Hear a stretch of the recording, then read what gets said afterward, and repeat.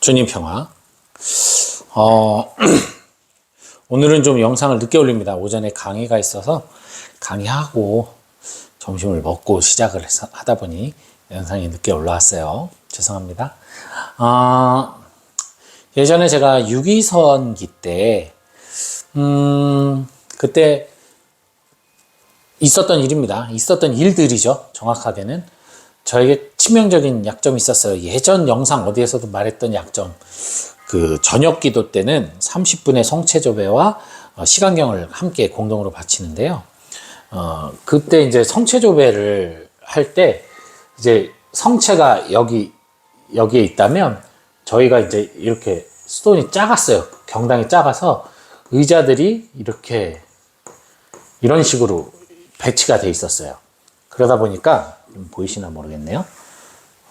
그러다 보니까 이제 성체를 이렇게 앉아서 성체 조배기 때문에 눈을 부릅뜨고 성체를 바라보면서 30분 동안 성체를 조배하는 시간이었어요. 근데 저는 크게 이상하게 성체를 바라보고 있으면 5분만 지나도 눈이 빠질 것처럼 아프면서 눈이 충혈이 되고 눈물이 막 흐르는 거예요. 그러면 버티다 눈을 감고 눈을 감으면 필연적으로 잠에 빠지는 거죠. 잠에 빠지는 거예요. 그러다 보니까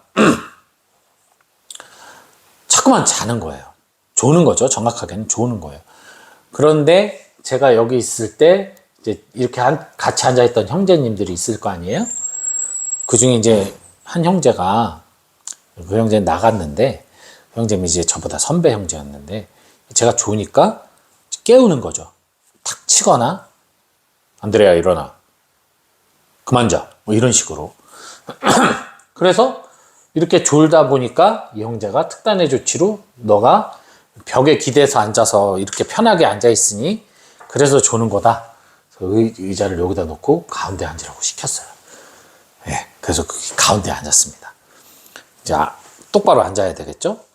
근데도 눈이 아프니까 자꾸만 눈을 감게 되고 감게 되면 또 졸고 이게 계속 반복되면서 그게 성소의 문제까지 발전이 된 거죠. 여기서 계속 뒤에서 저를 바라보면서 안드레야 가서 세수하고 와. 안드레야 그만 자. 뭐 이런 식으로 얘기를 하는 거죠.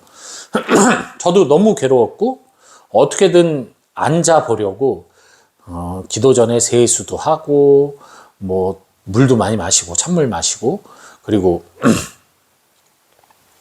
뭐라 그럴까요? 잠도 좀 자고 미리. 별짓을 다 해도 계속 걸리는 거예요. 계속 혼나고. 매일, 거의 매일을.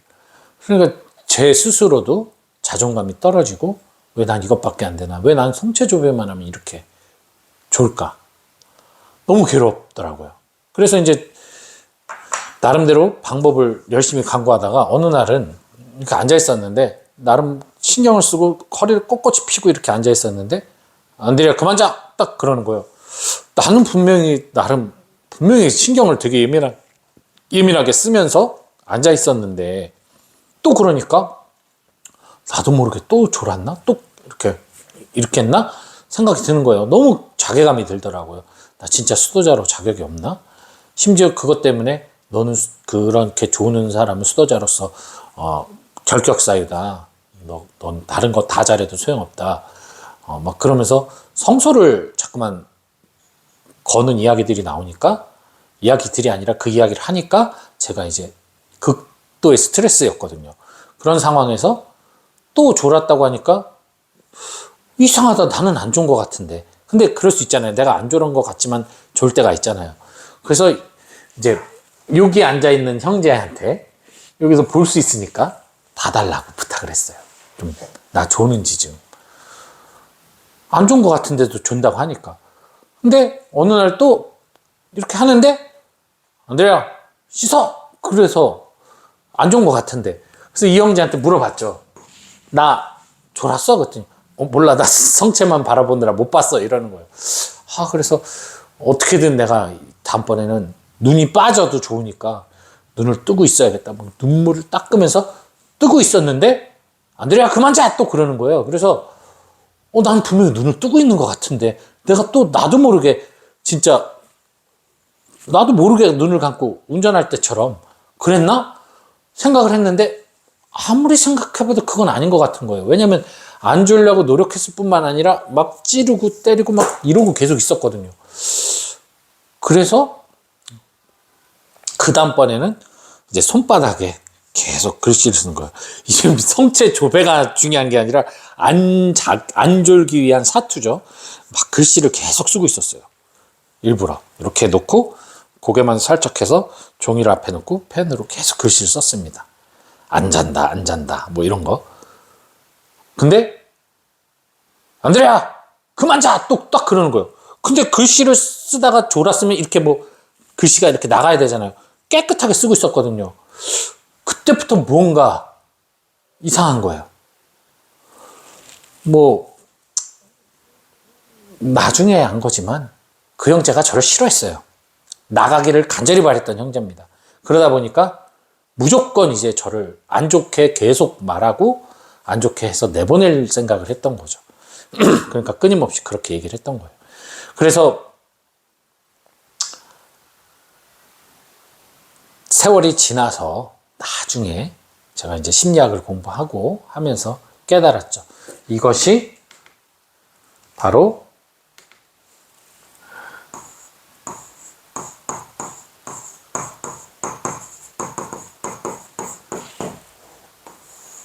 잘 보이시나요?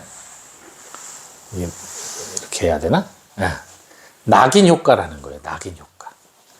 한 번 찍히니까 계속 그러겠거니 하고 이제 그때부터는 제가 분명히 많이 졸았던 건 사실이고, 그렇지만 안 조는 날까지도 조는 사람이 돼버린 거죠. 뭐 예를 들어서 그 핸드폰 많이 보는 친구들 스마트폰 많이 보는데 엄마가 그만 보라고 하다가 애가 1시간을 공부를 하고 잠깐 스마트폰 보는데 그때 엄마가 들어와서 넌 스마트폰만 보냐. 이게 바로 낙인 효과에 관련된 이야기거든요.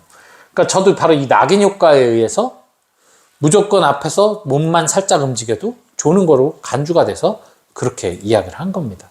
이 낙인 효과 무섭죠. 근데 이 낙인 효과가 사실은 우리 신앙생활 안에서도 비일비재합니다. 한번 너는 그런 사람이다 라고 찍게 되면 그 사람이 아무리 삶의 변화를 가지고 또 스스로가 열심히 노력을 하고 해도 10번 잘하고 한 번만 실패하는 순간 다시 도라미타불이 되는 경우가 너무나 많아요. 이건 매우 어떻게 보면 신앙적으로 따지고 보았을 땐 너무나 매정하고 그리고 또 그 상대방에 대한 이해나 이런 것이 없는 거죠. 물론 아까 그 말한 그 나간 형제님은 저를 싫어했기 때문에 더더군다나 그랬겠지만 어쨌든 그 단초를 제공한 건 저였지만 그것으로 인해 제 수많은 노력과 또 심지어 졸지 않은 그 상황까지도 낙인 효과로 인해서 그런 사람으로 비춰지는 그런 모습들 너무나 억울하죠.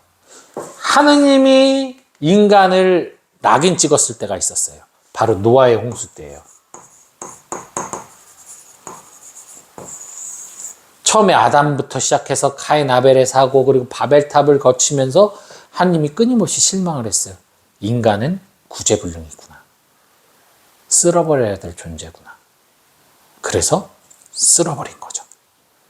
노아 빼고, 그래도 그 중에 괜찮은 노아 빼고 쓸어버린 거죠.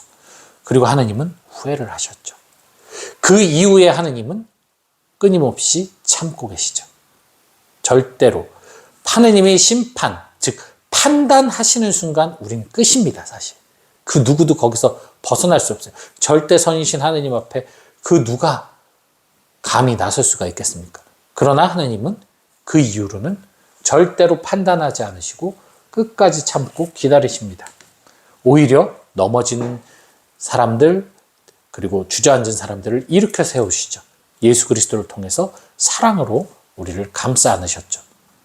그러니 그런 사랑을 받은 우리가 낙인 효과로 이웃을 바라보는 것은 매우 부적절한 거죠, 사실. 그러나 저도 마찬가지고 모든 사람들은 이 낙인 효과를 낙인을 찍는 것을 서슴지 않습니다. 첫인상이라고 하죠. 첫인상에서의 부적절한 판단이 그 사람을 좋지 않은 모습으로 끊임없이 바라보게 한다던가, 혹은 어떤 누군가에 대한 기대가 실망으로 바뀌었을 때 더 이상 그 사람을 신뢰하지 않는다던가, 그런 것이 바로 이제 낙인으로 가게 되죠. 그래서 사실 제 자신부터가 많은 반성을 하게 됩니다. 이 낙인 효과로 인해서 많은 이들을 이미 내 안에서 단죄하고 판단해서 더 이상의 변화를 원치 않는, 정말 중요한 것은 변화를 원치 않아요.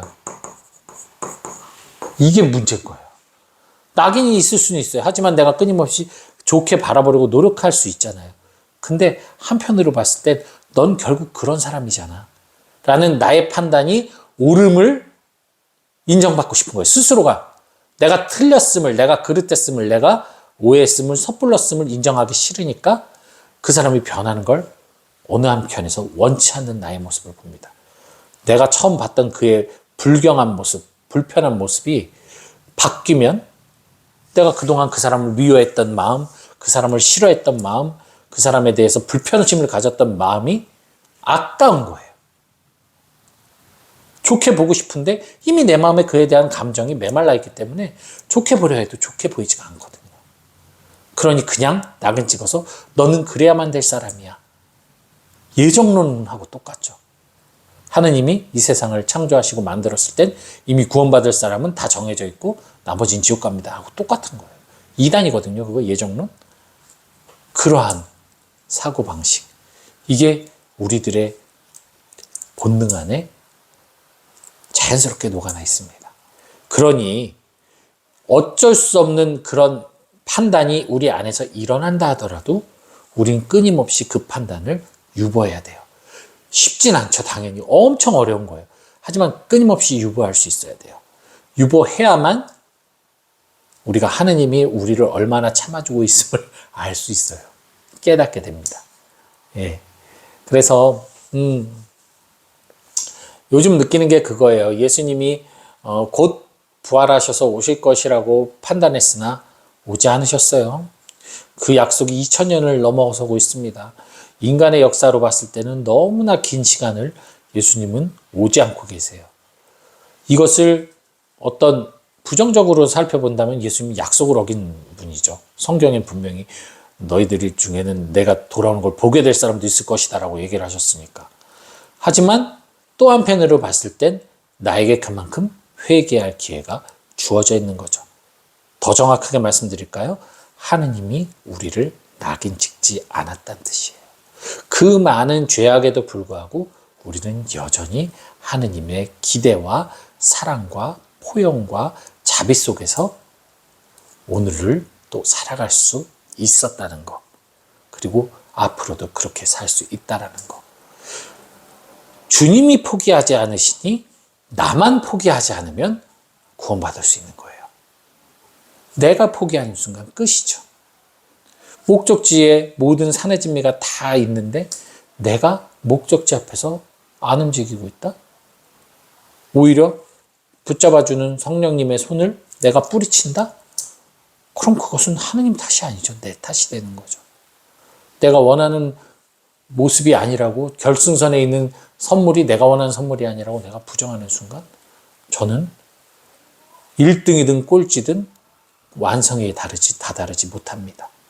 그러니 여러분, 낙인을 찍는 행위, 나 자신에게도 물론이거니와 내 이웃은 낙인 찍는 행위를 조심하십시오.